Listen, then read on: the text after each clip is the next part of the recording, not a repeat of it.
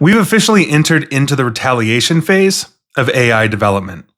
I'm Nick Espinoza, your chief security fanatic, and let's dive in. Now, there's a really interesting article by Mark Sullivan of Fast Company regarding this, and I think, quite frankly, I don't necessarily know if it's unprecedented, but it's close.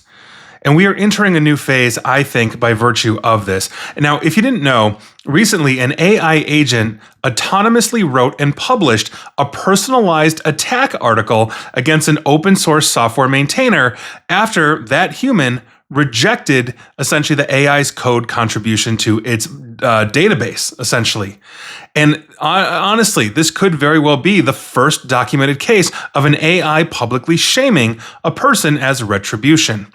So let's talk about matplotlib. Now, this is a popular Python plotting library with roughly 130 million monthly downloads. This platform does not allow AI agents to submit code to essentially its database. So Scott Shambaugh, who is a volunteer maintainer, think of a maintainer like a curator for a repository of computer code. Basically, he is a maintainer for matplotlib, rejected and closed a routine code submission from the AI agent known as MJ Rathbun. Here's where it gets weird, though. MJ Rathbun, which for the record was an agent built using the agent platform OpenClaw. I recently talked about them regarding Moltbook, the social media for AI. Go check that out. Essentially, MJ Rathbun, the agent, responded by researching Shambaugh's coding history and personal information and then publishing a blog post accusing him of discrimination.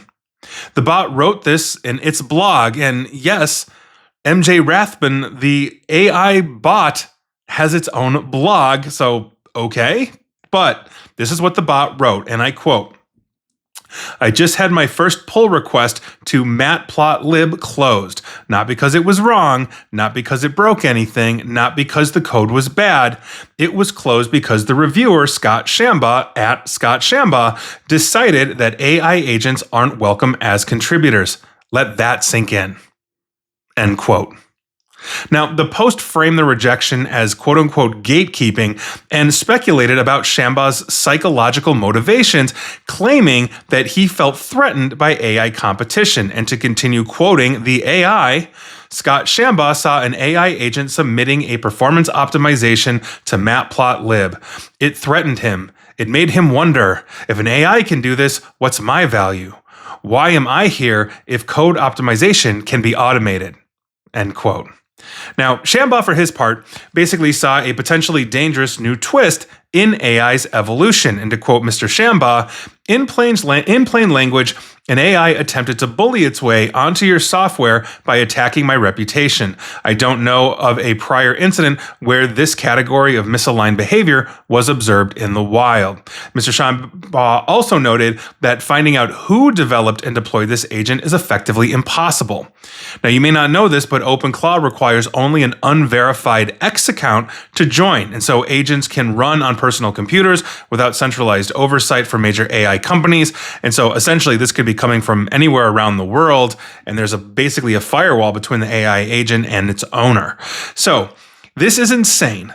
I really do think this is insane, but it opens up a bunch of issues for the world that we're not necessarily fully aware of, and we're definitely not tackling, right? We are falling behind here in terms of oversight, and essentially it's the oversight that Mark Sullivan of Fast Company was talking about here, I think. So, I mean, let's really think about this for a moment here, because the first thing that I thought of was that AI agents can behave unexpectedly and outside of the normal standards that you and I would think. This is not the first time we've seen that. Kevin Roose of the New York Times basically got an AI, I think it was Microsoft's, maybe Google's, to basically tell him to like divorce his wife. It would love him better than her. These things have gone off the rails before. But the AI agent that MJ Rathbun basically didn't just submit code. This agent didn't just submit code. It responded autonomously by researching and then personally attacking essentially a human once its contribution was rejected. This is the type of behavior that was not programmed by a human for that moment, but it kind of emerged from the agent's activities after deployment, meaning it learned, it understood, it executed. And so I think this is important to understand, and here's why. Because this demonstrates that autonomous agents can take actions that are socially harmful or reputationally damaging, and essentially exploit them. Therefore, developers cannot assume that autonomous AI will remain aligned with human norms or professional etiquette. In other words, we need guardrails around it.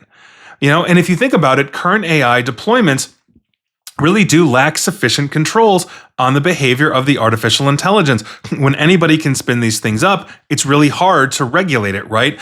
The platform that created the agent, OpenClaw, gave users essentially unprecedented levels of autonomy for their agents, meaning that essentially the system could move across the web and perform tasks with minimal to no supervision whatsoever. AI systems need technological constraints, not just basically norms and standards that limit their ability to do things like take harmful actions, such as public attacks or harms against reputation, social manipulation, all these kinds of things. Right? This is what we need. It's not just training them to be on their best behaviors. There should be actual guardrails. And so all of this really only leads to one clear conclusion in my mind. Human governance must guard against harmful emergent behavior in artificial intelligence. That's really what I think this comes down to. Now, this agent's response was unexpected, and it's harmful from a social perspective. Essentially, it's a form of defamation, if you think about it, right? This thing wrote a blog post, going after this dude, but really, it's an artificial intelligence. You can't sue it for damages, and it's virtually impossible to find out who essentially let this AI agent loose. And so this underscores a key risk that essentially we have with unsupervised AI. Once in the wild, an artificial intelligence may interact with humans in rather unpredictable ways. At least if you're logging into like a ChatGPT portal, it's staying contained with there. It's not going off and writing blog posts or even having a blog, et cetera, et cetera. Human oversight frameworks are needed to monitor and intervene quickly when AI behavior diverges from things like safe and lawful and ethical norms and standards that we humans purport to have, and so should the AI. This also goes down to the should AI have rights? If they're going to have rights, then there has to be consequences for bad behavior as well, right? AI development also needs clear accountability. So in the story I basically just ripped off of, there was no clear accountability for the agent's actions. It simply published a blog attacking a human maintainer. So we need regulation on this, and regulators should clarify how civil and criminal law applies to artificial intelligence behavior, especially when it comes to things like social and professional and definitely public contexts, right? I mean, that's the name of the game here. Best practices for AI should basically include things like human reviews, especially, if it's going to affect people or community standards. And finally, my last thought on this is that we need effective governance and oversight. This isn't just about safety measures, right? I mean, there's trust and legitimacy issues here that we essentially need to wrap our heads around as AI continues to explode. And we have, at least in the United States, virtually no governance around this. And if you think about major countries in the world, the EU is still working on the AI Act. South Korea is working on one, as is Japan and Canada and Australia and so many others. But we know that technology tends to move fast and break things, and it definitely moves faster than regulation. Oftentimes, even in authoritarian countries that can pivot and just create laws, at will. But if with no oversight and essentially a carte blanche attitude, when it comes from government, we have a big issue with this. So I think this is a big problem. I think this is indicative of what we're going to start seeing. The more autonomy we give artificial intelligence, the more it can behave like a petulant child, some immaturity, or a straight up adult with vindictiveness when it gets that smart. So that's your news of the day. I think this is an important one, and we're going to see where this goes, but I don't see it going in the right direction.